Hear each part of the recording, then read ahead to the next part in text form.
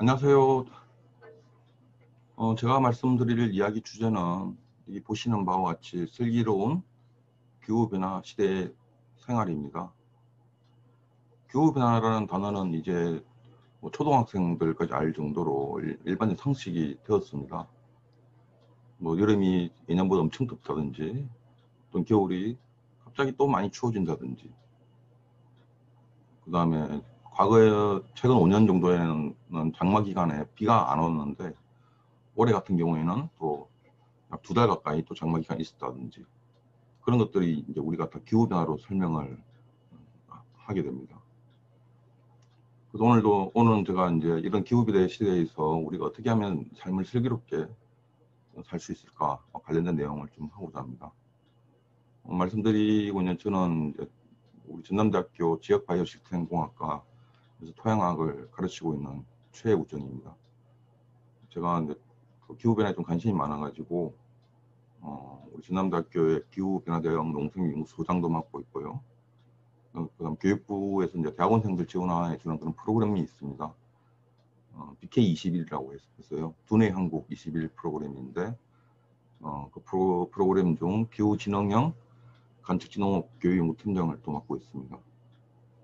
좀 더 궁금한 사항이 있으시면 여기 홈페이지로 이제 들어오시면 될 것입니다. 그럼 강의를 좀 하도록 하겠습니다. 오늘 이야기는 크게 3가지로 지금 하고자 합니다. 첫 번째는 기후변화란 무엇인가 이겁니다. 이 기후변화를 이제 우리가 제대로 이해하려면 우리가 일상적으로 사용하고 있는 날씨와 기후가 어떤 차이가 있는지를 좀 알아봐야 되고요. 근데 기후변화라는 게 지금 우리가 살고 있는 현 시대에만 있었던 게 아니고 과거에 어떤 지구 역사적으로 많은 기후변화 변동들이 있었습니다. 그다음 우리는 지금 현재 산업혁명 이후의 삶을 살고 있는데 이 산업혁명 이후의 기후변화들이 과거 지구의 어떤 역사적인 기후변화와 어떤 차이점이 있는지를 살펴보겠습니다. 두 번째 이야기 주제는 기후변화의 영향입니다. 기후변화는 우리 지구 환경에도 영향을 줄 수 있고 자연 생태계, 더 나아가 사람에도 영향을 줄 수 있고요. 그 다음에 우리가 같이 공부하고 있는 농업에 대해서 지대한 영향을 줄 수가 있습니다. 이런 3가지 부분에 대해서 영향에 대해 살펴보겠습니다. 마지막 3번째 주제는 그럼 이런 기후변화 시대에서 우리는 어떻게 하면 슬기로운 삶을 살 수 있을까? 슬기로운 삶을 살려면 우선 온실가스, 즉 기후변화, 온실가스에 대해서 잘 이해를 해야 됩니다. 근데 우리가 왜곡된 이해하고 있는 부분들이 있기 때문에 그것에 대해서 좀 말씀을 드리고요. 그 다음에는 우리가 사회정치적으로 이야기하고 있는 슬기로운 온실가스 감축 방법에 대해서 간단히 소개해드리고, 그럼 진짜 슬기로운 온실가스 감축 방법은 무엇인가에 대해서 이어서 말씀을 드리겠습니다. 기후변화입니다. 날씨와 기후. 날씨는 여기 제가 적어놓은 것처럼 우리가 매일 경험하는 기온, 온도가 높고 낮고, 오늘 좀 춥다, 덥다, 바람이 많이 분다, 바람이 많이 불지 않는다, 비나 눈이 온다, 이와 같은 어떤 대기 상태를 이야기합니다. 이것들은 뭐 짧으면 하루, 뭐 길면 일주일 또는 한 달 정도 되는 그런 기간입니다. 하지만 기후는 뭐냐면은 이러한 날씨가 수십 년 또는 수백 년 동안 반복됐을 때 나타나는 평균적인 상태를 우리가 기후라고 이야기하는 겁니다. 예를 들면 우리나라는 전반적으로 따뜻한 온대 지역이야, 이렇게 이야기할 수가 있죠. 이게 전 세계의 어떤 기후들을 나타내는 겁니다. 이게 보면 아프리카 남미 쪽은 열대기후죠. 뜨거운 지역입니다. 그 다음에 아프리카 위쪽하고 그 다음에 중아메리카 쪽 남부 쪽에 보면은 건조기후되죠. 이때는 여기는 비가 많이 오지 않는다는 뜻입니다. 그 다음에 우리가 살고 있는 여기 한국 있죠, 그죠? 하고 많은 이 연두색 또는 초록색으로 된 지점이 온대기후입니다. 따뜻한 지역이죠. 그 위쪽은 냉대기후고요. 극지방은 우리가 한대기후, 이렇게 이야기를 하게 되는 겁니다.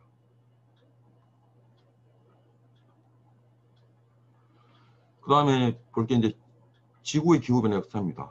그러려면 우리 지구 역사를 좀 봐야 되거든요. 이 자료는 제가 인터넷 찾아보니까 줌학습백과라는 데서 자료가 있길래 제가 캡처를 했고 이렇게 어디서 이 그림을 가져왔다고 제시를 하였습니다. 우리 과학자들은 우주가 약 138억 년 전에 만들어졌다고 합니다.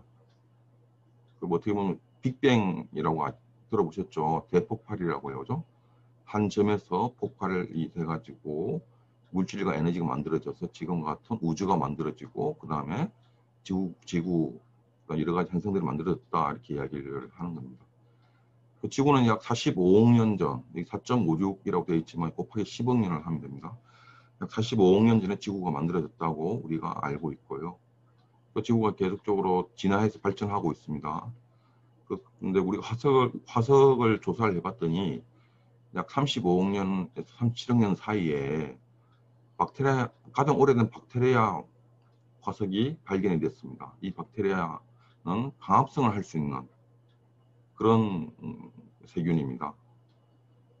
그 다음에 화석이 또 많이 생기는 않았지만 우리가 또 연구를 하다 보니까 산소가 약 20억 년하고 25억 년 사이에 지구 대기권 산소 농도가 급격하게 증가했습니다. 이게 굉장히 중요한 사실입니다. 왜냐하면은 사람뿐만 아니라 많은 생명체들이 살아갈 때 산소가 있어야 되고요.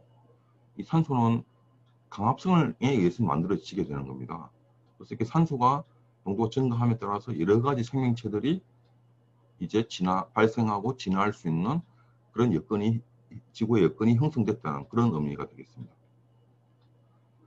그 다음에 또 화석을 또 조사하다 보면 이 인류는 현생 인류가 아닙니다. 현생 인류가 아니고 오스트랄로피테쿠스라고 해서 그런 원시 인류라고 보면 되겠죠. 그 화석이 발견된 게 약 300만 년 전에 인류의 조상이 처음으로 지구에 출현했다고 이야기를 하고 있습니다. 그 다음에 우리와 같은 현생 인류, 우리가 그걸 호모 사피엔스 사피엔스라고 하는데요. 우리말로 하면 생각하는 사람이란 뜻입니다. 이 현생 인류 화석이 발견된 게 약 15만 년 전 정도 됩니다. 이와 같이 지구는 약 45억 년의 긴 역사를 가지고 있고요. 그 과정에서 지구의 온도가 항상 일정하지는 않았습니다. 지금 우리가 살고 있는 지금 조건에서 지구의 평균 온도는 약 14도, 15도 정도 됩니다. 근데 과거에 보면 굉장히 추울 때가 있고요. 따뜻할 때가 있고요. 또 추울 때가 있고 따뜻할 때가 있고 이렇게 계속 반복이 되고 있지 않습니까? 그죠? 아주 추울 때는 이를 우리가 이제 빙하기라고 부르고요. 그래서 지구는 어떻게 보면 거의 빙하기 역사라고 보고 빙하기 사이에 따뜻해지는 지점이 있지 않습니까? 그죠? 이걸 우리가 해빙기 또는 간빙기 이렇게 이야기합니다. 그 신생대를 지나서 이제 우리가 살고 있는 현세에 들었으면서 보시면 어떻습니까? 신생대에서는 전체적으로 지구가 빙하기로 접어들고 있는 것처럼 보이죠. 그죠? 그래서 이 저점을 거치면서 지구의 온도가 다시 올라가고 있기 때문에 다시 우리는 간빙기로 접어들고 있는 지점이다. 이렇게 생각을 할 수가 있습니다. 하지만 중요한 게 패턴이 다르다는 겁니다. 이게 이제 19세기 후반의 산업혁명 이후의 지구의 온도인데요. 봐보십시오. 거의 1880년대부터 2010년까지 하면은 한 100년 좀 넘죠. 그죠? 이 기간의 온도가 거의 1도 이상 변하고 있습니다. 그렇게 이것처럼 급격하게 온도가 바뀌는 것들은 지구의 역사적인 기후변화 양상과 이런 양상들하고 다르게 매우 급격하게 온도가 올라가고 있다는 겁니다. 그러니까 이거는 뭔가 이유가 있다는 것이죠. 그 이유가 바로 화석연료, 즉 산업혁명 이후에 우리가 화석연료에 전적으로 의존한 세계 경제 구조를 만들어서 운영을 하고 있는 그런 상황들입니다. 여기 있는 것들은 이제 각 시대별로 고생되는 이런 생물 화석이 있고 중생대 화석들이고요. 공룡 있죠. 신생대 화석들이 이렇게 있는 겁니다. 그러면 우리가 앞에서 산업혁명 이후에 지구 온도가 그렇게까지 변했다고 했고 현재 또 우리 사회를 지배하는 키워드 중에 하나가 4차 산업혁명이지 않습니까? 근데 많은 사람들이 그냥 4차 산업혁명 이렇게만 이야기를 하고 있습니다. 그럼 우리 상식적으로 4차 산업혁명이 있으려면 1차, 2차, 3차가 있어야 되겠죠. 근데 사람들은 1차 혁명이 뭐고 2차 산업혁명이 뭐고 3차 산업혁명이 뭔지에 대해서는 관심이 별로 없어요. 그냥 4차 산업혁명만 관심을 가지고 있는 거죠. 그래서 제가 이 그림을 보여드리려고 하는 겁니다. 1차 산업혁명은 영국의 왓슨이라는 과학자가 전기기관을 발명을 했죠. 그 이후로 전기기관을 이용한 사람이 직접 노동력을 대체하는 그런 생산의 기계화라고 정의를 할 수 있습니다. 1차 산업혁명은. 2차 산업혁명은 뭐냐면 기본적으로 기계의 발명과 연관되어 있습니다. 전기가 보급되고 에어서 컨베이어 벨트와 같은 기계를 통해서 생산을 대량화할 수 있다는 것이고요. 3차 산업혁명은 컴퓨터 개발과 관련되어 있습니다. 그 컴퓨터를 이용한 생산의 자동화입니다. 즉 1차 산업혁명은 생산 기계화, 2차 산업혁명은 생산 대량화, 3차 산업혁명은 생산 자동화. 역사적으로 보면은 많이 발전했었죠. 사실은 1차 산업혁명 기간에도 보면 그전에는 영국인 방직 산업이 발전했거든요. 직무를 만드는 것들. 주로 사람들이 많이 했었는데, 이게 기계가 이제 만들어지면서 사람들이 일자리를 잃게 됐죠. 많은 사람들이, 그래서 노동자들이 많이 데모도 하고 많이 했었습니다. 하지만 시간이 지남으로 해서 그 데모를 했던 노동자들의 자손들의 구는 더 많아졌거든요. 더 삶이 좋아졌다는 뜻이죠. 하지만 우리 지금 현재 4차 산업혁명은 핵심은 뭐냐 하면은 사물 인터넷과 빅데이터입니다. 저는 이것을 생산의 무인화라고 개인적으로 정의를 하고 있습니다. 사람이 없어도 사람이 한테 필요한 물건들을 만들어낸다는 겁니다. 그럼 과거에는 어쨌든 기계하든 대량하든 자동하든 사람이 많은 필승적 역할을 했었거든요. 이제는 인공지능으로 대표되는 것들이 사람이 없이도 자기들이 물건을 만들어낸다는 겁니다. 그럼 우리 사람들은 어떻습니까?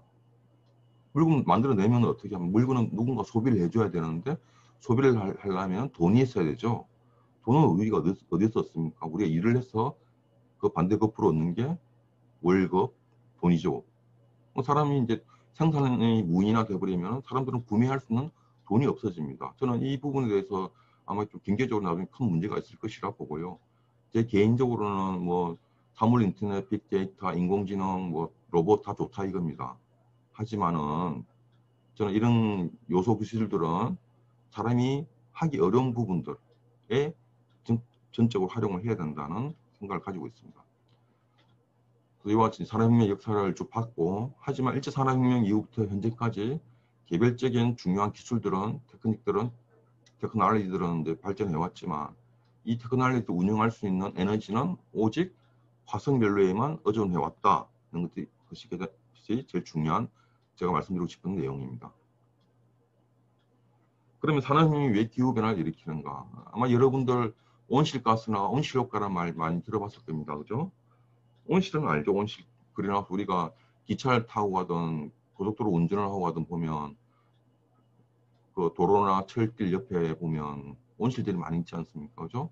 이런 온실 안은 어떻습니까? 바깥은 눈이 오고 춥지만 온실 안은 따뜻하죠. 그죠? 따뜻하니까 우리가 겨울에 삼겹살을 구워 먹을 때도 고추나 상추나 깻잎을 겨울에도 먹을 수 있다. 이런 것입니다. 그래서 이런 지구가 따뜻해진 이유도 마찬가지고 이 온실과 거의 비슷한 원리입니다. 온실 내부에서는 열이 있는데 열이 온실을 이렇게 씌워 놓게 되면 열이 바깥으로 방출이 안 되죠. 그죠? 열이 이 온실 안에 오래 머물러 있습니다. 그러니까 어떻습니까? 온실 안에 온도가 높아지죠. 그것처럼 지구도 마찬가지입니다. 이게 죽으면 지구를 둘러싸고 있는 온실 비닐 같은 것들이 있습니다. 이게 이제 온실가스라고 하는 겁니다. 그 지구에서 우리가 모든 생명체들은 근본적으로 태양 에너지에 의존하거든요. 즉 태양 에너지에서 식물과 같은 1차 생산자들이 강합성을 하면 우리는 그 강합성 산물을 음식으로 섭취를 해서 살아갈 수 있는 것이죠. 우리가 태양빛을 바로 우리 에너지로 사용할 수가 없습니다. 몸에서는 오직 강합성을 통해서 만들어진 밥이나 김치와 같은 유기물들을 우리가 음식으로 먹음으로써 우리가 살아갈 수 있는 에너지를 얻을 수 있거든요. 그 태양이 굉장히 중요하다는 것이고요. 그 중간에 강합성이 있다는 것. 그래서 태양빛이 지구에 이렇게 도달을 하면은 일부는 바깥으로 나갑니다.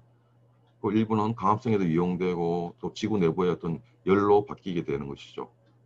근데 만약에 태양빛이 지구에 도달한 태양빛이 모두 지구에 머문다면 너무너무 뜨거워지는 겁니다. 너무너무. 온실도 마찬가지죠. 그죠? 식물을 키우려면 적당한 온도가 유지가 돼야 되는데 온도 관리를 잘못해가지고 열 관리를 잘못해서 온도가 너무 높아지면 식물이 말라서 타서 죽게 되는 거죠. 이것도 마찬가지입니다. 그래서 일부만 지구에 머물고 상당한 태양 에너지는 지구에서 반사, 즉 또는 복사돼서 다시 빠져나가야 되는 겁니다. 그렇게 해서 열적 평형, 열적 균형을 이룰 수가 있습니다. 근데 빠져나갈 때 이 온실가스가 너무너무 많아지면 지구를 통해서 밖으로 빠져나가는 태양 에너지가 줄어들게 됩니다. 그러면 어떻습니까? 지구 주변에 에너지가 열이 더 많이 머물게 되죠. 그죠? 그렇게 해서 지구의 온도가 올라가는 소위 말하는 온실 효과라는 것이 발생되고 그 결과로 지구 온난화라는 게 만들어진다는 겁니다. 그러면 이와 같은 온실가스를 일으키는 온실가스는 주로 어디서 발생되느냐? 우리는 그렇게 알고 있습니다. 화석연료를 많이 사용하기 때문에 온실가스가 많이 발생된다. 절반은 맞고 절반은 틀립니다. 왜 절반은 틀리냐에 대해서는 제가 뒤에서 또 말씀을 드리겠습니다. 우리가 어떤 현상, 결과가 있을 때 원인을 제대로 진단해야지만 그 어떤 현상과 결과를 우리 고쳐 나갈 수 있습니다. 근데 우리가 지금 지구온난화 또는 기후변화를 바라보는 그런 결과, 현상을 바라보는 우리의 원인 진단은 절반은 맞고 절반은 틀리다. 이런 뜻입니다.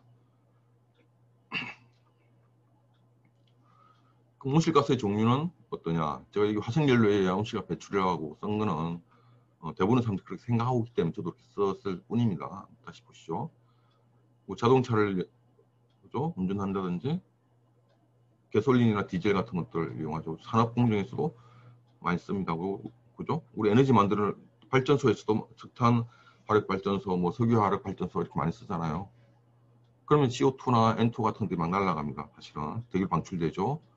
농업 부분에서도 비료를 많이 사용하게 되면 N2, 아산화질소라고 하는 것들을 하고, 그 다음에 소도 온실가스 방출 크게 기여합니다. 그러니까 소가 방귀 끼든지 트림을 하게 되면 메탄 같은 것들이 엄청나게 발생이 됩니다. 그 다음 우리 생활 편의에서 사용하는 열혈 냉매들 스프레이 같은 것들 있지 않습니까? 그걸 사용할 때도 역시 이렇게 공업적으로 합성한 이런 온실가스들이 또 방출이 되게 되는 겁니다. 그러면 우리나라 온실가스 배출 현황은 어떠냐 봐보시면 이 단위가 이제 100만 톤입니다. 그러니까 90년대 보면 그러니까 3억 톤 정도, 100만, 1000만억, 3억 톤인데 우리 경제가 발전할수록 그죠? 에너지 소비를 많이 하게 되는 거죠. 그러니까 에너지 소비가 많고 온실가스를 방출을 많이 하는 나라는 주로 잘 사는 나라들입니다. 그 97년까지 지속적으로 이제 산업이 성장을 하고 이때 우리나라가 GDP가 그래도 두 자릿수까지는 안 되더라도 한 5에서 6% 정도 성장할 때 그런 때거든요. 쭉 증가하죠, 그죠? 근데 98년도에 확 떨어지잖아요. 왜 그럴까요, 이거? 그렇죠. IMF 구제금융 때문에 그렇습니다. 그래서 많은 그 산업계가 이제 큰 어려움에 직면해가지고 공장 가동을 많이 못하게 되죠. 그러다 보니까 어떻습니까? 온실가스 배출량이 쭉 떨어졌죠. 하지만 그 이후에 다시 회복해서 계속 증가하고 있습니다. 그래서 여기 보면 뭐 에너지 부분에서 방출되는 거, 공장에서 방출되는 거, 에너지량은 주로 발전소 이야기하는 겁니다. 농업 분야 굉장히 적습니다. 양이 그죠? 다시 나중에 말씀드리겠지만 룰루CF라는 게 있습니다. 룰루CF는 랜드 유즈, 토지 이용, 랜드 유치인, 토지 이용 변화, 앤 포레스트. 그래서 IPCC에서 우리가 정의할 때 이렇게 정의하는 거, 주로 토지 이용과 관련된 것들입니다. 뭐 국가별로 1인당 이산화탄소 배출량을 봐보면 사우디가 제일 많고요. 그죠? 우리도 보면 1인당 한 12톤 정도 매년 12톤 정도를 방출하고 있습니다. 근데 이게 우리가 숨 쉬면서 방출되는 게 아니고요. 그냥 우리나라 전체에서 방출되는 온실가스 양을, CO2 양을 우리나라 인구로 나눠주게 된 겁니다. 이게 한 개인이 이만큼 많이 방출했다고 이야기를 할 수는 없는 겁니다. 그러면 우리나라 그 지자체별로 온실가스 배출량을 봐보면 제가 이 자료를 보니까 좀 깜짝 놀란 게 있습니다. 뭐 경기도야 뭐 사람 많고 면적 넓은가 하더라도 우리 전남이 서울보다 더 많이 배출하게 됩니다. 왜 그럴까 해서 좀 인터넷 기사를 찾아봤더니 우리 전남 쪽에 보면 저기 해운 조선소하고 특히 뭐 제철소 같은 게 좀 큰 산업들이 있지 않습니까? 거기서 방출되는 양이 상당하다는 그런 의미가 되더라고요. 그래서 이제 산업부문부를 보면 전력, 열, 발전소에서 방출되는 거 온실가스가 34%, 일반 공장에서 방출되는 게 약 31%, 수송이라면 우리가 운전하고 다니잖아요, 그죠? 도로에서 방출되는 게 이런 거고요. 건물에는 건물 냉난방 할 때 방출되는 게 있고요. 농업 부분은 3%밖에 안 됩니다. 그러니까 이걸 보고 우리가 전체 온실가스 배출량 중에 농업 부분이 3%밖에 안 되기 때문에 농업은 뭐 크게 신경 안 써도 되겠네? 라고 생각할 수 있지만 그렇지 않습니다. 온실가스가 어디서 방출되느냐 상관없이 일단 기후가 바뀌면 농업이 가장 크게 영향을 먼저 받습니다. 새 전체는 영향을 받는 거죠. 왜냐하면 농업은 기본적으로 자연에 의존적인 그런 산업이기 때문에 그렇습니다.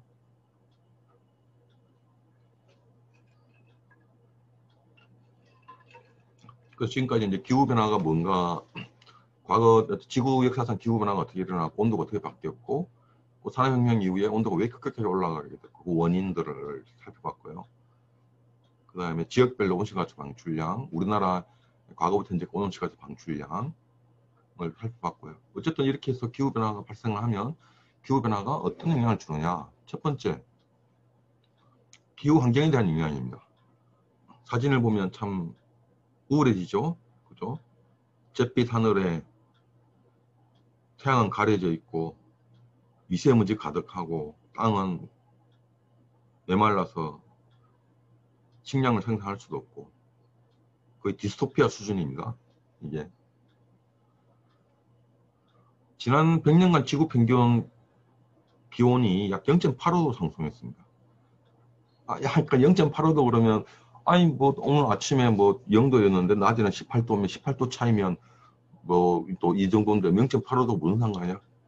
그게 아닙니다. 여기 보면 평균이라는 게 중요하다 이겁니다. 우리 현재 지구 평균의 평균 온도는 14도에 14도. 그런데 추운 지역은 더운 데는 한 플러스 50도 되고 추운 지역은 마이너스 50도 정도, 100도 정도 차이가 나는데 그걸 평균하면은 14도라는 겁니다. 그런 것처럼 평균 0.85도면 엄청난 차이입니다. 왜냐하면은 과거 1만 년 동안 지구 온도 변화가 1도가 안 됐습니다. 1만 년 동안 1도도 안 됐는데 겨우 100년 동안에 0.85도 변했다면 엄청나게 크게 변한 거예요. 특히 우리나라는 지난 100년간 약 1.5도 상승했죠. 지구 평균에 비해서. 그러니까 우리나라가 반도에, 우리 반도라고 하죠. 그죠? 우리나라만 이렇게 아시아 대륙에서 이렇게 쭉 삐쳐나왔잖아요. 그죠? 그런 어떤 특성들, 그 다음에 여러 가지 해류의 특성들 때문에 우리나라 기후변화에 의한 지구온난화가 더 민감하게 됩니다. 이렇게 지구 따뜻해지면 어떻게 될까요? 빙하가 녹는다는 것들은 여러분들 어디서도 많이 뉴스가 많이 들어왔죠. 그죠? 해수면이 높아집니다. 그래서 보면 뭐 거기 그 빙하 위에 뭐 북극곰이 그죠? 같이 떠 내려와가지고 어떻게 뭐 하는 뭐 눈물을 흘리고 뭐 그런 것도 있고 과학적 데이터는 이렇습니다. 1993년과 2016년을 비교해 보면 해수면이 약 7cm, 7.5cm 상승했습니다. 근데 이게 이대로 유지만 되면 괜찮죠. 근데 어떤 예상이 되냐면은 2100년입니다. 2100년. 앞으로 80년 되네요. 1990년보다 최대, 지역에 따라 다른데 최대 2m까지 해수면이 올라간다 그럽니다. 우리나라는 어떠냐? 우리나라는 제주 지역의 경우 해수면이 지난 40년간 22cm 상승했습니다. 세계 평균 3배입니다. 3배. 이렇게 해수면이 상승하면 무슨 문제가 생기냐? 지금은 좀 국지적인 데만 문제가 생겼지만 이게 2m까지 올라 상승하게 되면 큰 문제가 생길 수 있죠. 인터넷 쳐보면 투발루라고 쳐보면 아주 작은 나라입니다. 면적이 26제곱킬로미터밖에 안 되고 인구는 약 1만 명 정도입니다. 어쨌든 사람이 살고 있는 지역이죠. 이 호주고요, 그죠? 그 다음에 하와이가 이 정도 있을 겁니다. 아마 호주하고 하와이 사이에 있는 지역입니다. 어떻습니까? 해수면 상승됨에 따라서 나라 전체가 물에 잠기는, 그래서 이런 거를 우리가 기후난민이라고 하는 겁니다. 기후난민. 그럼 이 투발루 사람들은 무슨 잘못이 있냐? 투발루 이 좁은 땅덩어리에서 얼마나 많은 온실가스를 배출했을까요? 자기들은 온실가스 배출을 많이 안 했습니다. 하지만 지구에 살고 있는 다른 나라에서 그 나라의 경제 발전을 위해서 화석연료를 사용을 하고 온실가스를 배출한 그 탓에 피해는 이런 작은 국가들이 피해를 보게 된다는 겁니다. 그럼 이 기후 난민들은 우리가 어떻게 해야 될까요? 너는 우리나라 사람이 아니니까 너 알아서 살아 이렇게 해야 될까요? 이 사람들이 이렇게 피해를 보게 되는 이유 중에 하나가 우리가 많이 기회 원인을 제공했을 수도 있잖아요. 그죠? 그러니까 전 세계에서 같이 노력을 해야 되겠죠. 그 다음에 우리가 실질적으로 느끼는 게 이상기후입니다. 제가 초반에 말씀드렸지만 어느 날 갑자기 비가 막 예년보다 많이 온다든지 어떤 해는 또 비가 너무 안 온다든지 그죠? 홍수가 나고 태풍이 더 발생하고 강도가 세지고 그런 것들이 이제 기후변화의 어떤 큰 영향 중에 하나입니다. 이런 걸 설명할 때 우리가 엘니뇨라는 말을 많이 쓰거든요. 엘니뇨는 저기 남미 쪽에서 이제 쓰는 단어인데요. 주로 물고기 낚시하는 어민들이 이렇게 많이 사용했던 단어입니다. 엘니뇨는 이제 뭐 남자아이 그래서 뭐 아기 예수 이런 뜻도 있긴 하고요. 평상시에 보면은 여기 보면 지구의 어떤 바람하고 해류에 의해서 보면 여기 태평양입니다. 이게 남미고요. 이쪽이 우리나라 정도가 있겠죠. 그러면 이 따뜻한 물하고 차가운 물하고 분포를 봐보면 어떤 해류나 바람에 의해서 평상시에는 따뜻한 물이 서쪽으로 많이 몰리고 있죠. 그죠? 그럼 이게 따뜻한 물이니까 물이 따뜻하니까 어떻게 될까요? 증발이 많이 일어나겠죠. 그죠? 증발된 물들이 여기서 이제 비가 많이 오게 됩니다. 그럼 서쪽 지방에 비가 많이 오게 되고요. 근데 엘니뇨라는 게 이제 발생하게 되면은 이 바람이 약해지고 조류도 바뀌고 해가지고 따뜻한 물이 왼쪽으로 많이 못 가죠. 그죠? 비교해 보면 그렇지 않습니까? 그죠? 오른쪽에도 또 많이 남아있게 됩니다. 그러면 여기서 따뜻한 물이 많이 있으니까 어떻게 될까요? 이 증발이 많이 일어나겠죠? 물이 많이 날아간다고요? 그럼 그런 것들이 모여가지고 무거워지면 비라는 게 그렇거든요.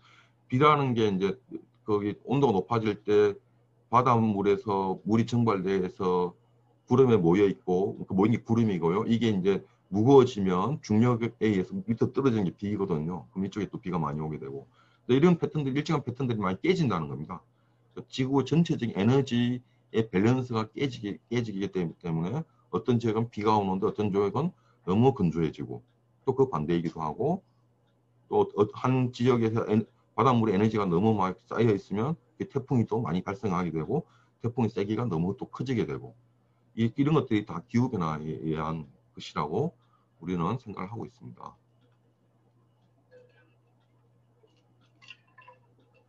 기후변화는 자연뿐만 아니라 사람에도 영향을 줍니다. 예를 들면 산불이 큰 문제거든 사실은. 이게 산불은 주로 가뭄하고 병해충에서 발생이 더 많이 되고 있습니다. 이 건강한 숲이거든요. 얼마나 보기 좋습니까, 그죠? 보기가 좋습니다. 근데 가뭄이들 비가 안 온다든지 또는 겨울철에 날씨가 따뜻해 병해충이 많이 발생한다 그러면 이렇게 나무들이 빨간 것들이 단풍이 된 게 아닙니다. 죽어가고 있는 나무들입니다. 이 죽어가면 어떻게 될까요? 불이 잘 붙죠, 그죠? 그러니까 산불이 더 건조한 산에서 산불이 더 많이 발생하게 되고요. 이 산에는 누가 살고 있습니까? 야생동물이 살아가고 있는데 이 산에 불이 나게 되면 어떻습니까? 이런 야생동물들의 서식지가 파괴됩니다. 얘들은 여기서 자기가 살 집을 잃어버리니까 어떻습니까? 다른 데 이동을 해야 되고 그럼 사람 민가 쪽으로 많이 내려오게 됩니다. 그게 또 골치 아픈 문제를 또 일으킵니다. 좀 이따 말씀드리겠고요. 이 사진 보면 깜짝 놀랄 겁니다. 호주의 산불 최근에 유명했죠, 그죠? 2019년 9월 2일부터 2020년 2월 13일까지입니다. 발생했죠. 이게 평상시에 지구 호주를 중심으로 한 위성 사진인데요. 산불 기간 동안 어떻습니까? 호주 전체가 붉게 물들어 있죠. 이 산불이 규모가 엄청났던 거죠. 호주 전체 대기가 온도가 높아지는 이런 상황이 된 겁니다. 그 다음에 기후변화가 발생하면 기후변화에 의해서 전염병이 대발생하고 있습니다. 이것도 인터넷에서 가져온 기사인데요.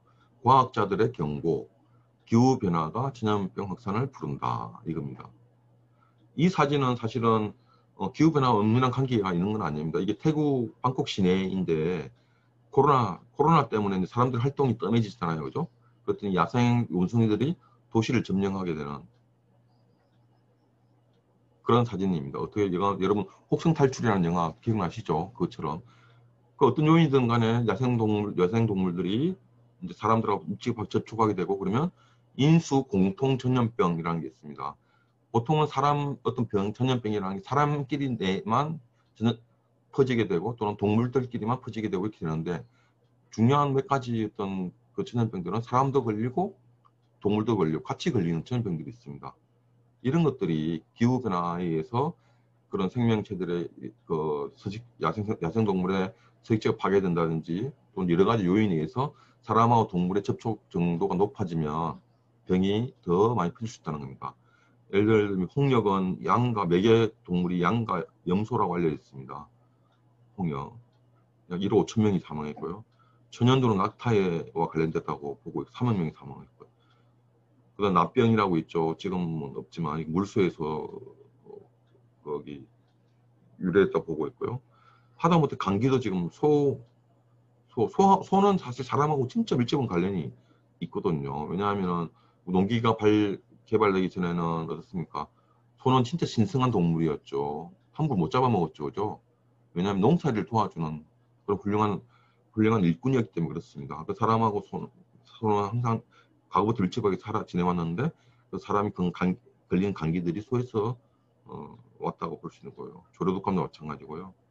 사스는 2002년도에 유행했죠. 사스는 보면 사양 고양이에서 유래했다고 보고요.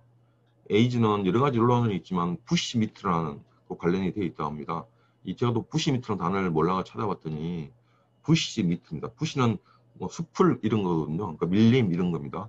그러니까 저기 아프리카나 이런 지역에서 낙후된 지역에서 사냥을 해서 어떤 동물을 사냥하는지는 모릅니다. 여러 가지 동물들이겠죠. 살아가는 동물들 이런 것들을 이제 말려가지고 섭취도 하고 또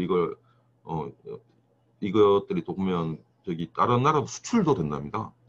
그래서 이걸 부시미트라고 하는데 왜냐하면은 아프리카에서 이민 간 사람들이 이제 고양이 음식을 먹고 싶어가지고 이런 걸 수입해서 먹기도 하는데 이런 데서 보면 뭐 에이즈라든지 또 에볼라 같은 병이 발생했다고 추정을 하고 있습니다. 사람들이.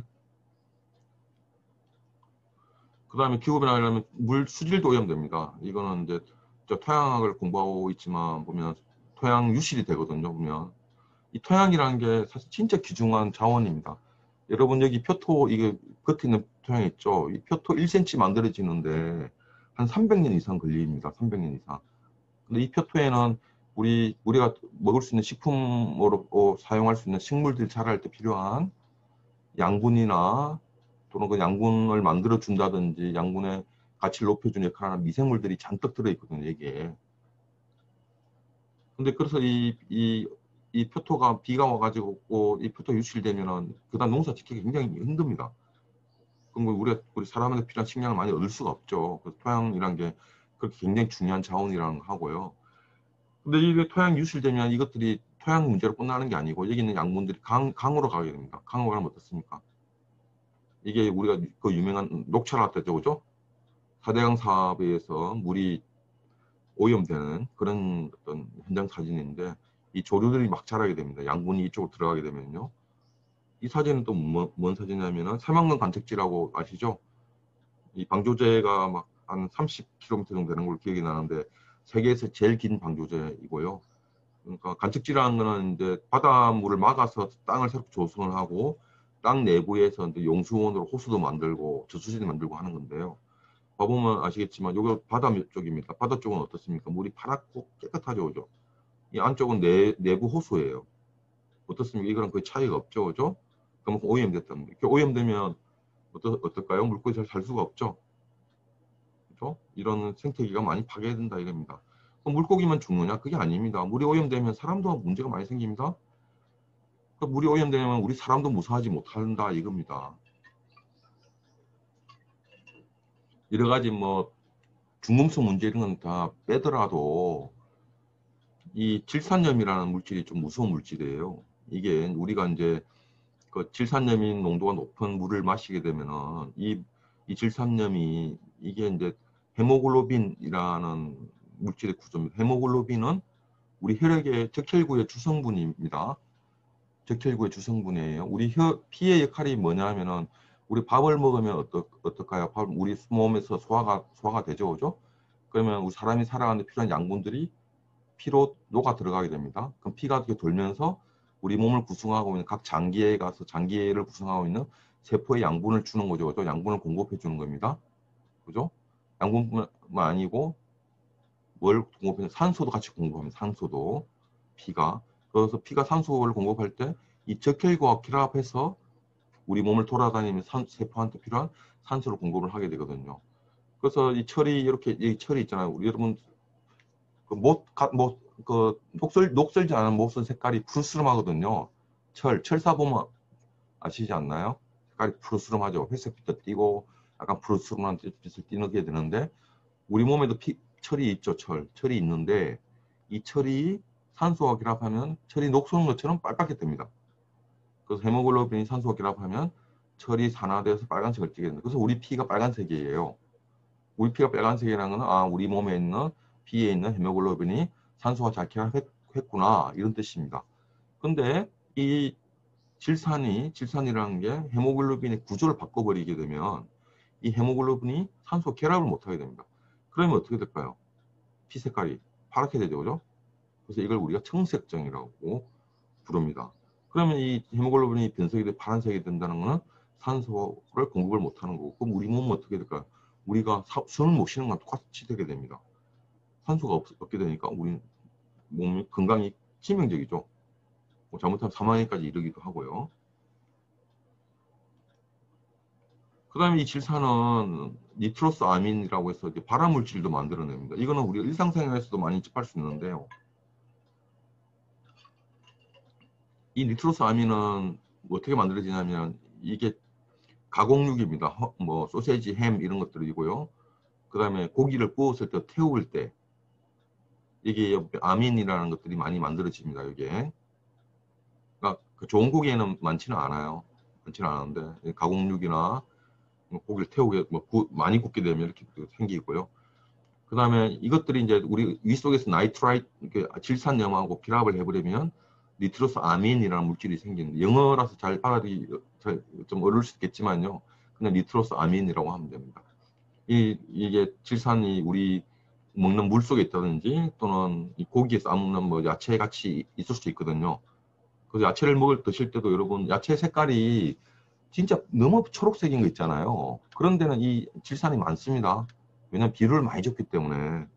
그 약간 시든 듯한 그런 채소가 더 좋아요. 사실은 약간 연두색을 띠고 초록색 말고 연두색을 띠는 그런 것들이 건강에는 더 낫다는 거죠. 이렇게 같이 먹게 되면 우리 몸 안에서 이런 니트로스 아민이랑이 만들어져 가지고 우리 또 건강에 또 위험을 또 초래할 수가 있습니다. 농업에 대해서는 또 영향을 주겠죠. 농업뿐만 아니라 수산물도 마찬가지입니다. 어업도 마찬가지죠. 농수산물의 주산지가 바뀐다 이겁니다. 그럼 가끔 뉴스 뭐 들으셨겠지만 올해는 뭐 최근에 명태가 너무 그죠 안 잡힌다, 뭐 오징이가 안 잡힌다, 많이 잡힌다, 뭐 그죠?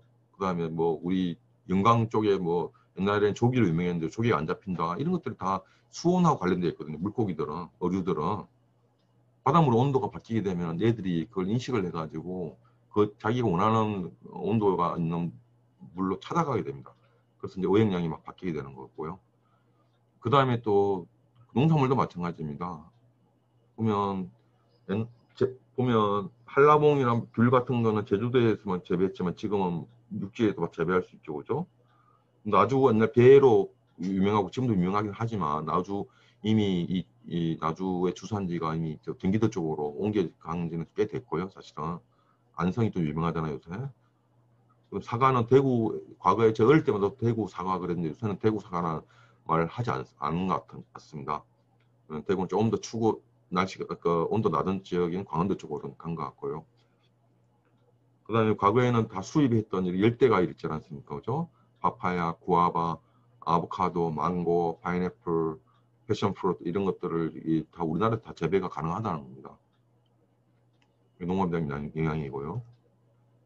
그 다음에 지구온난화 기후변화가 빈번하게 발생하면 병해충도 증가한다 이겁니다.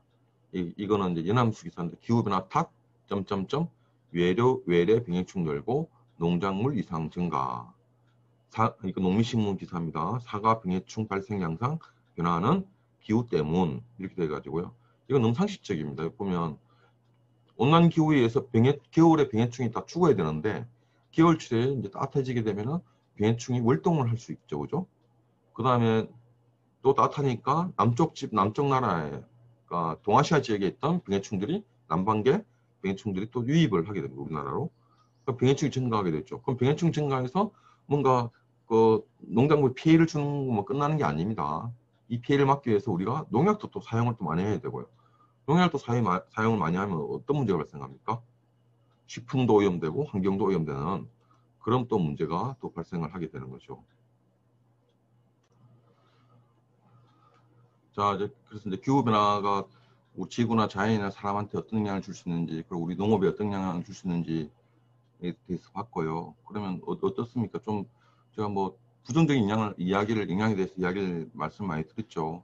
근데 또 긍정적인 면도 있습니다. 뭐냐면은 아까 말씀드렸지만 보여드렸지만 기후대 중에서 뭐 추운 지역이 있잖아요. 저기 북반구 이쪽으로 극지방 가까이 그 근처에 보면 원래 온도가 낮아서 나무나 식물도 잘 못 자라는데 온도가 높아지니까 나무가 더 잘 자라게 되겠죠. 그래서 전체적으로 보면 지구가 더 초록색 띄게 되는 그런 긍정적인 면도 있습니다. 하지만 우리나라 같은 경우는 이미 온대 기후이기 때문에 온도가 더 높아진다는 것 자체가 아주 뭐 전반적으로 긍정적인 영향을 준다고는 이야기는 할 수가 없습니다. 그래서 이제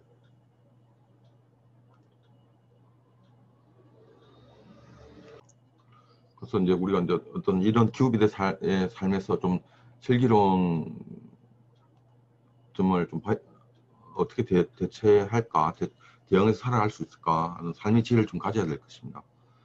그래서 우선 온실가스에 대해서 좀 이해를 제대로 해야 된다 이겁니다. 온실가스는 지구 온난화하고 기후 변화를 일으키기 때문에 무조건 나쁜 것이다. 아닙니다. 온실가스는 죄인이 아닙니다. 만약에 온실가스가 없다면 아까 말씀드렸다시피 우리는 다시 빙하기 이보다 더 심한 그런 온도 기온 저하를 맞이할 수밖에 없습니다. 온실가스가 있기 때문에 우리가 태양열을 좀 보존해 줄 수 있거든요. 어떻게 보온밥통처럼. 온실가스가 없다면 지구의 기온은 영하 15도까지 낮아져서 생명체가 살 수가 없습니다. 현재 우리 평균 약 14도 정도 되거든요. 영하 15도 된다면 그 지구가 다 얼어붙는다고 보시면 됩니다, 여러분들. 두 번째, CO2가 없으면 생명체도 없어, 사람도 없습니다. 왜냐하면 사람이 살아가려면 음식을 먹어야 되잖아요, 그죠? 음식은 누가 만듭니까? 식물이 강합성을 통해서 우리 식품을 만들어내잖아요, 그죠? 그럼 식물이 강합성을 할 때 강합성 재료가 뭡니까? 빛이 있어야 되죠, 그죠? 그러니까 광합성이라는 게 빛으로 합성한다는 겁니다. 빛을 이용해서 CO2를 유기물인 식품으로 합성한다는 뜻입니다. 그 CO2가 없으면 식품이 안 만들어집니다. 그러니까 우리가 배고파서 먹을 게 없어요. 그럼 당연히 죽게 되는 거죠. 식품만큼 중요한 게 또 뭐냐면요. 산소가 만들어진다는 겁니다. 강합성을 통해서. 산소는 어떻습니까? 우리 숨을 못 쉬면 죽잖아요. 우리 숨을 쉬는 이유는 산소를 몸 안으로 받아들이기 위해서 그런 겁니다.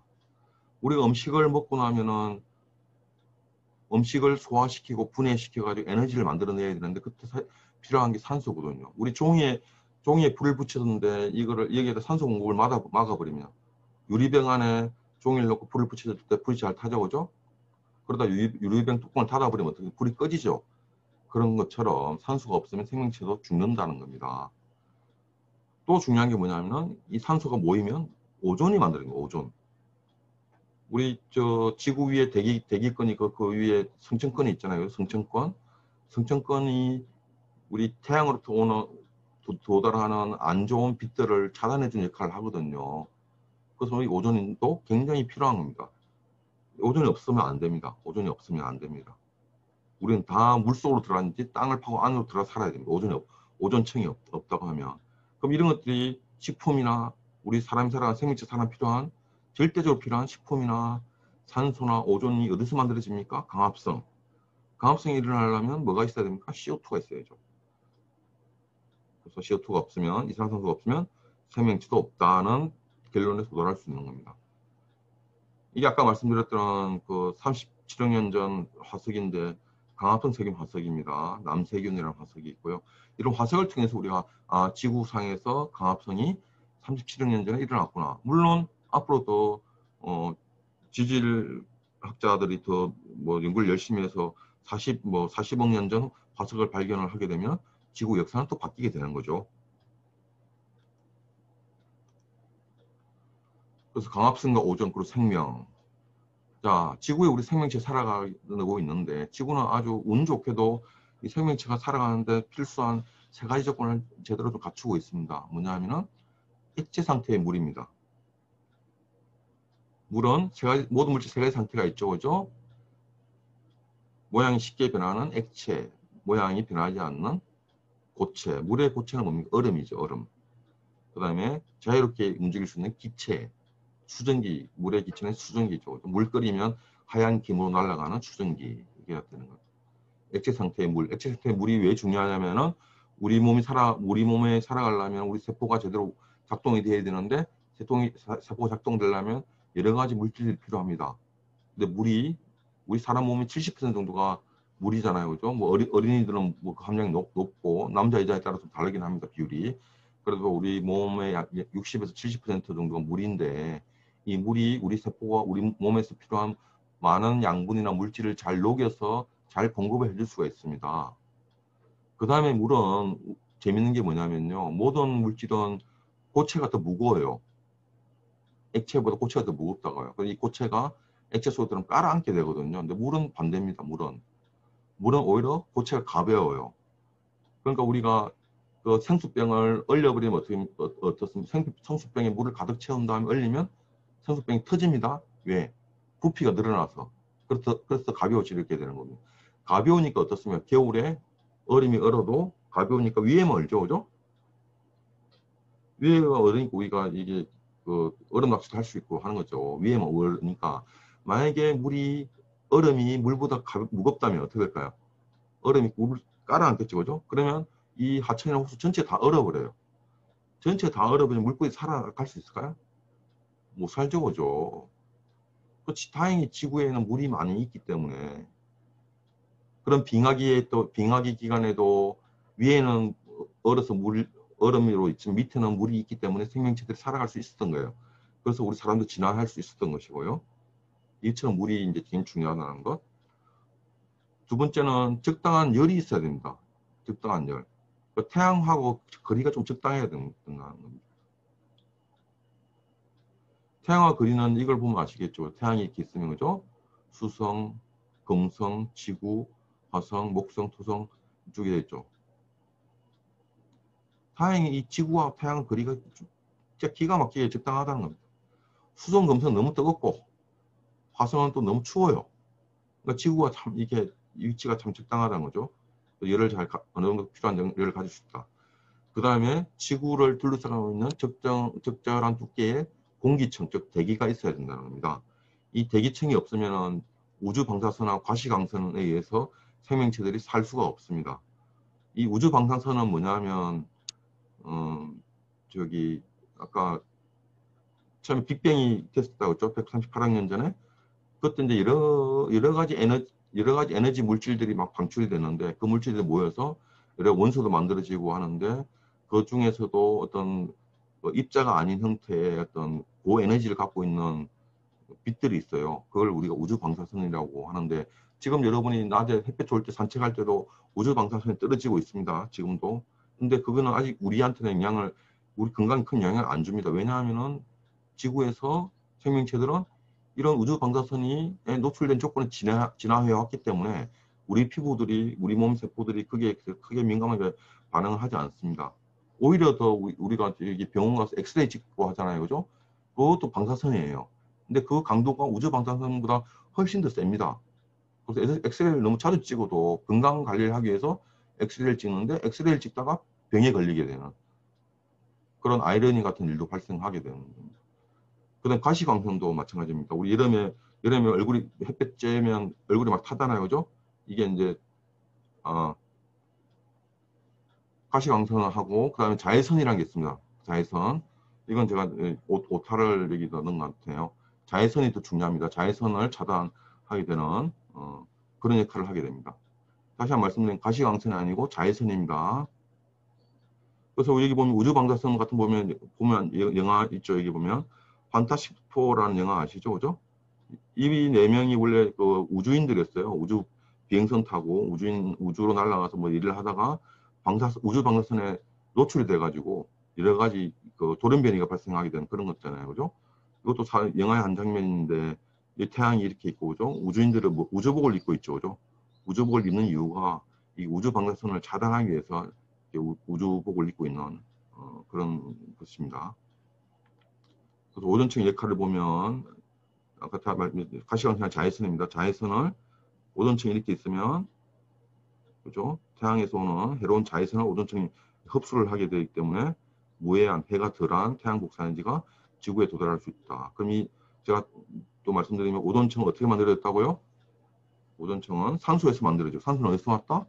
광합성을 통해서 만들어진다. 광합성 뭐가 있어야 일어난다?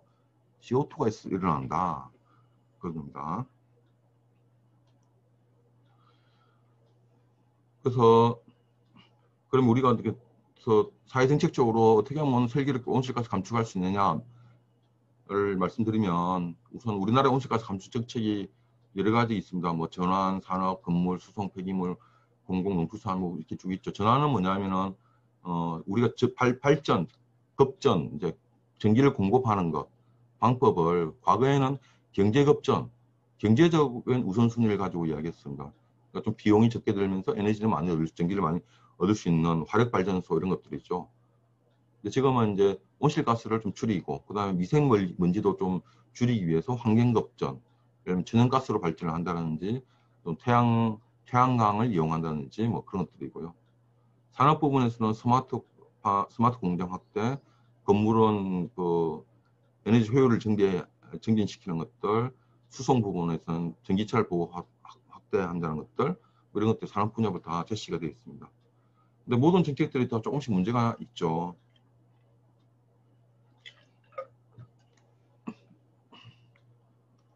예를 들면 태양광입니다.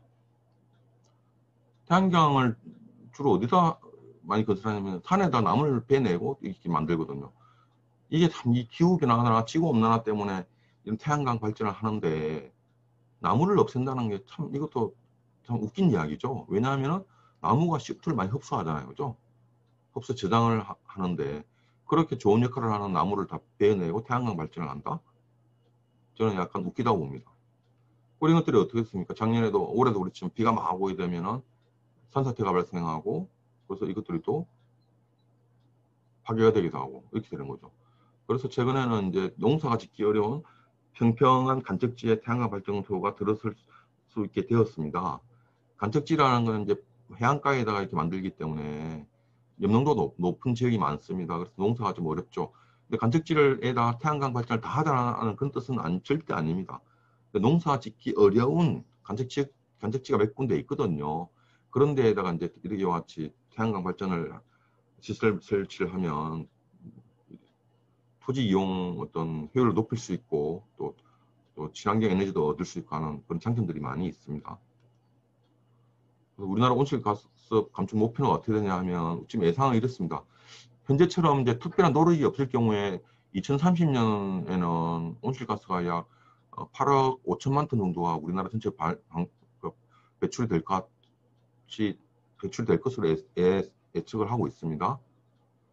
근데 이걸 우리 목표를 어떻게 세우냐면 국내에서 약 219가 2억 1,900만 톤 줄이고 국외에서 약 9,600만 톤 줄여서 목표를 약 5억 3,600만 톤만 방출하죠. 특별한 노력이 없을 경우에 대비해서 약 37%를 줄이자는 목표를 세워놨습니다. 환경부 우리나라에서. 그래서 이 2억 1,900만 톤에 대해서 각 분야별로 이렇게 목표를 세웠고요. 그 다음에 제도도 도입한 게 뭐냐면 탄소 배출권 거래 제도라는 것도 도입을 했습니다. 뭐냐면은 각 기업마다 이제 우리나라 전체적으로 온실가스 배출을 줄여야 되니까 기업마다 배출권을 할당을 합니다. 너네는 배출을 요만큼 허용해라. B기업도 이만큼 허용해라. 이렇게 했거든요. 근데 A기업 같은 경우는 어떤 환경에 대한 인식이 강해가지고 자기들이 좀 이익을 많이 창출하지 못한다 하더라도 공장 가동률을 줄여서 실제 배출량 줄였습니다. 그죠? 그럼 원래 이만큼만 배출하면 되는, 이만큼까지는 배출해도 문제가 없는데 사실상 이만큼만 배출했으니까 이만큼이 남는 거죠. 그죠? 초과해서 달성한 거죠. 그죠? 반면에 B기업은 자기는 그래도 공장을 풀로 돌리고 사업도 확장을 해서 더 많은 이익을 창출하고 싶다. 그래서 실제 배출량이 허용량보다 많아졌어요. 이만큼. 그러면 이 기업은 자기들이 달성한 초과 감축량을 탄소 배출권 시장에다 팝니다. 이렇게 팔면 돈을 벌 수가 있는 거고, 반면에 B기업은 자기들이 초과 배출량 한 만큼을 이쪽에다가 돈을 다시 내게 되는 겁니다. 여기서 초과 감축 한 만큼의 배출권을 이 기업이 사게 되는 거죠. 그렇게 하면 전체로 보면 어떻습니까? 목표를 달성하게 되는 거죠. 이런 것들을 우리가 탄소 배출권 거래 제도라고 이야기를 하게 됩니다. 그 다음에 우리 정부에서는 온실가스 1인 1톤 줄이기라고 이야기를 하는데, 그럼 우리가 한 사람당 1톤 줄이면 목표 달성될까요? 이 관료들은 완전히 관료주의에 찌들어가지고 국민 탓만 합니다. 예를 들면 이런 거죠. 서울시에서 아리수라고 해서 자기들 이제 수돗물을 이제 그냥 먹어도 된다 광고를 많이 하거든요. 근데 실제로 인터뷰를 해보면 서울시 간부 고위 공무원들은 자기 집에서는 정수기를 설치한다든지 생수 사 먹든지 그렇게 합니다. 국민들은 국민대로 하고 자기들은 또 자기대로 하고 이렇게 되는 것이죠. 예를 들면 장바구니 사용을 하면 1년에 13.6kg을 절감을 할 수 있다는데, 그러면 장바구니 만들 때 온실가스 배출이 안 됩니까? 그리고 장바구니 비닐 대신 장바구니를 사용한다 그러면 최소한 8,000번 이상은 사용해야지만 장바구니에 효과가 있거든요. 그러니까 그렇게 되느냐 이거죠. 자전거 이용한다. 그럼 자전거 만들 때 온실가스 배출이 안 됩니까? 그죠? 보일러 사용 줄인다. 보일러 사용 줄여가지고 추운데 감기 걸리면 병원에 더 자주 가게 되는데 그 비용은 생각 안 합니까? 성형체 요일제 하면은 우리가 당연히 화석연료 사용을 덜 하게 되겠죠. 하지만 중류소득은 돈을 덜 벌게 되겠죠. 그러고 다 아시겠지만 휘발유에 세금이 얼마나 많이 붙어 있습니까? 국가 세금 줄어들겠죠. 그런 것들을 우리가 전체적으로 다 봐야 되는 거겠죠, 사실은. 어떤 정책을 하려면은 상수적으로 마찬가지입니다. 앞에 말씀드렸지만 2030년에 감축 목표가 약 2억 1,900만 톤인데 우리가 5천만 명이라 보고 한 사람이 1톤씩 절감했대도 5천만 톤밖에 안 됩니다. 그럼 우리 목표가 얼마입니까? 23%밖에 안 되거든요. 이거는 국민 개개인의 몫이 아닙니다. 사회 전체적인 몫이고요. 특히 기업체에서 배출하는 온실가스가 절대 닿습니다.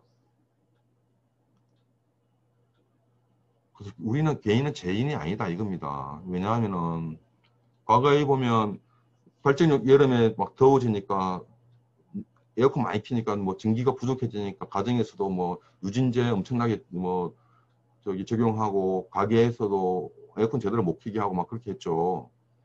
실상 들여다보면 진실이 그게 아니거든요. 뭐냐면은 1인당 전력 소비와 1인당 가정용 전력 소비에 숨겨진 진실이라고 되어 있습니다. 이 전체가 뭐냐면 1인당 전력 소비량. 1인당 전력 소비량은 뭐냐면은 우리나라 전체에서 사용한 전력 소비량을 우리나라 인구수로 나눠준 겁니다. 그러니까 이 전기가 집에서 사용되는지 아니면 뭐 자기 근무처에 사용되는지 공장에 사용되는지 아무 상관이 없어요. 이거 보면 우리가 미국보다는 적지만 사실은 뭐 어떻습니까? 프랑스, 일본, 뭐 독일 이런 것보다는 많은 것처럼 보이잖아요. 근데 우리 집에서 사용된 전력 소비량을 한번 봐보면 어떻습니까? 파란색으로 된 거. 우리 가정에서는 어머니들이 워낙 근건 전략하셔가지고 전기를 많이 안 써요. 이렇게 전기를 적게 쓰고 있는데 전기를 더 줄이라고 한다 이겁니다. 사람들이. OECD 37개국 중에서 한번 봐보면은 주요국이라고 되어 있지만 1인당 가정용 전력 소비량 봐보세요. 26등이면 26등. 일본의 2배, 일본의 절반밖에 사용을 안 합니다. 근데 어떻게 해서 뭐 우리가 그 집에서 뭐 냉난방을 뭐 적게 하면 그게 온실가스 배출에 도움이 된다?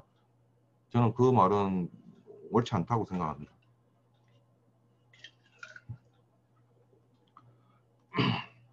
그 진짜 슬기로운 온실가스 감축 방법은 다른 데 멀리 있지 않습니다. 가까운 곳에 있습니다. 가까운 곳에. 등단 밑이 어둡다고요. 이게 제가 인터넷 찾아보니까 중학교인지 고등학교인지 몰라가지고 그냥 중고등학교 교과서라고 했는데 이런 문제들이 있었습니다. 저는 굉장히 좀 반가웠고 신기했습니다.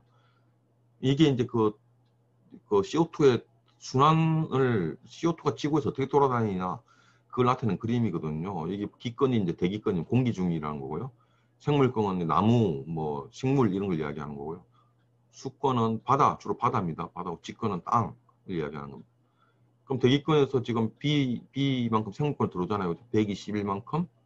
이 강압성에서 121만큼 들어옵니다. 단위는 페타그램이라고 있습니다. 이게. 근데 단위는 중요한 게 아니고 숫자가 중요하니까요. 이만큼 들어오고 호흡을 통해서 식물도 자기가 호흡을 해서 한 절반 정도 내놓거든요. 나머지 절반이 땅으로도 이렇게 들어오게 됩니다. 그 다음에 이 해양, 바다의 영향도 굉장히 큽니다. 바다 같은 경우에 매년 약 92만큼은 빨아들이고요. 또 90만큼은 또 내놓거든요. 이렇게. 그 다음에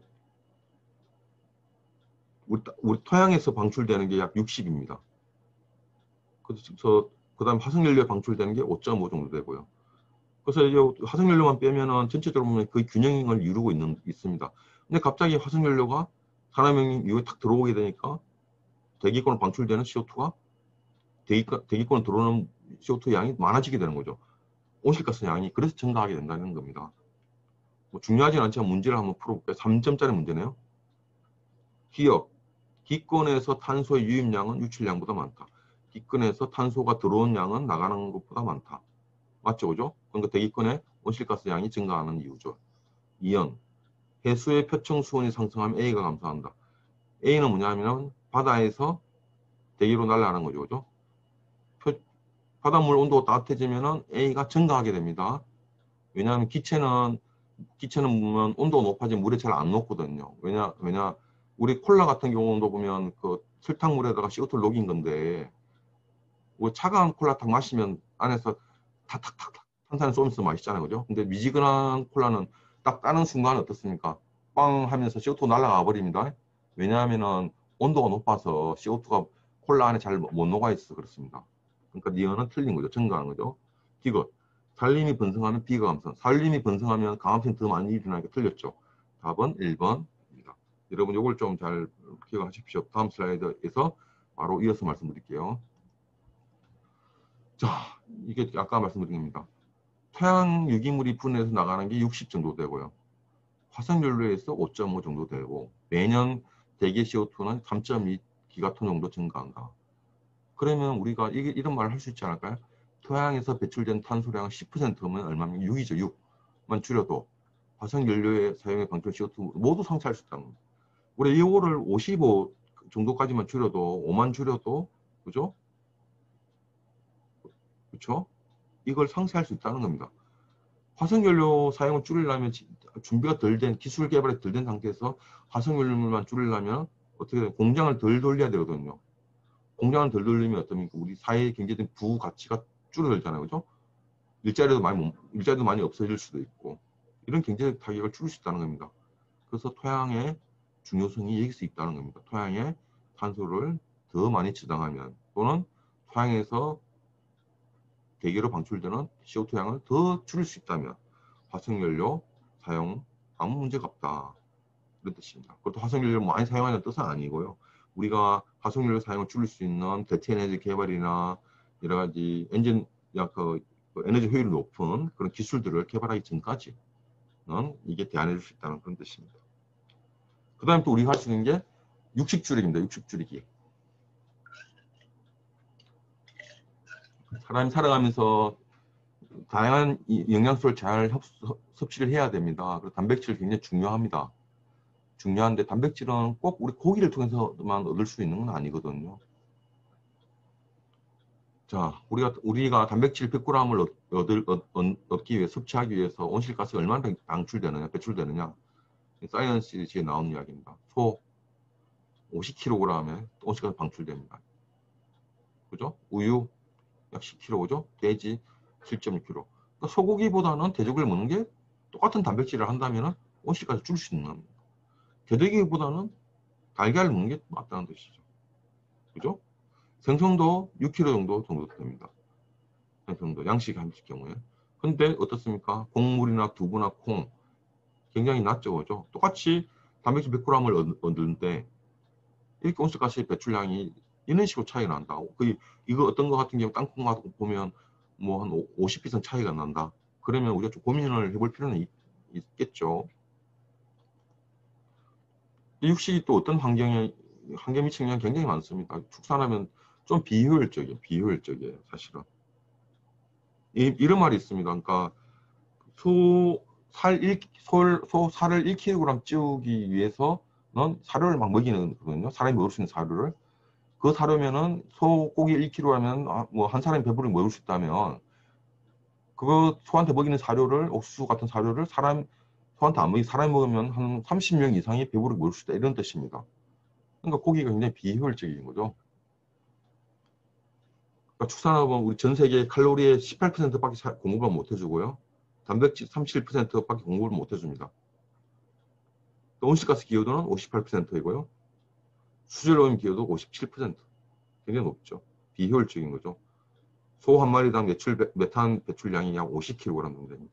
이거는 지구 전체 메탄 발생량의 15%. 메탄도 중요한 온실가스 중에 하나라고 말씀드렸었고요. 그래서 우리는 고기를 먹는 것이 아니라 지구를 먹는 겁니다. 이게 브라질 아마존 우림의 그 사진입니다. 이게 원래는 여기도 보면 다 이렇게 나무와 풀들 자라고 있었죠. 근데 깨끗이 이걸 농경지를 만들었어. 왜? 소한테 먹이는 데 필요한 옥수수 사료를 재배하기 위해서 이렇게 만든 겁니다. 이 나무들이 얼마나 많은 CO2를 흡수해서 얼마나 많은 산소를 방출할까요? 그죠? 근데 이 나무들 다 폐에서 없애버리고 옥수수를 심는다 이겁니다. 그 축산업 때는 돈을 벌 수 있겠죠. 하지만 이렇게 돼버리면 어떻습니까? 지구 생태계는 굉장히 황폐하게 되겠죠. 그래서 우리는 고기를 먹는 게 아니라 지구를 먹고 있다라고 생각을 하시면 됩니다. 여러분이. 소는 애초에 풀을 좋아하고 옥수수는 좋아하지 않습니다. 소는 원래 사람이 못 먹는 풀을 먹어서 사람이 먹을 수 있는 단백질과 지방을 만들어주는 역할을 하는 겁니다. 우리가 어떤 생태계의 먹이 구조를 보게 되면은 원래 옥수수 안 좋아합니다. 풀을 좋아하죠. 풀 소화 잘 될까요? 안 됩니다. 풀이 소화가 잘 안 되니까 소에는 위가 4개나 있습니다. 소화 잘 되면 위가 왜 4개나 있어야 될까요? 그죠? 소화 잘 안 되거든요. 소화하는 시간이 많이 걸리고요. 근데 소는 이 풀을 먹으면 자기가 직접 이 풀을 분해 못 합니다. 소화하기 어렵거든요. 근데 소 위 안에는 이런 풀들 분해할 수 있는 미생물이 자라고 있습니다. 미생물들이 풀들을 분해하고요. 그럼 미생물이 막 증식하잖아요. 그 미생물 단백질이거든요. 소는 이 미생물들을 분해시켜서 자기가 살을 찌우는 그런 겁니다. 근데 어떨까요? 옥수수 같은 거 먹이게 되면은 이런 과정들이 필요가 없게 되죠. 탄수화물이 더 많이 발생하게 되고 흡수하게 만들어지게 되고 이런 것들이 소고기 안에 흰색으로 막 이렇게 기름덩어리 남아 있거든요. 이걸 이제 사람들은 마블링이라고 이런 게 맛있다고 하는데 절대 안 그렇습니다.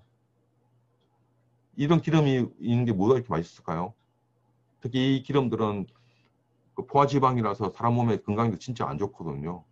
그러니까 이런 것들은 다 미국이 곡물업자하고 축산업자하고 서로 비즈니스 관계를 맺어가지고 이런 식으로 축산물 등급도 왜곡시키고 해서 이렇게 만드는 그런 것들입니다. 그래서 지금까지 이제 우리가 할 수 있는 것들,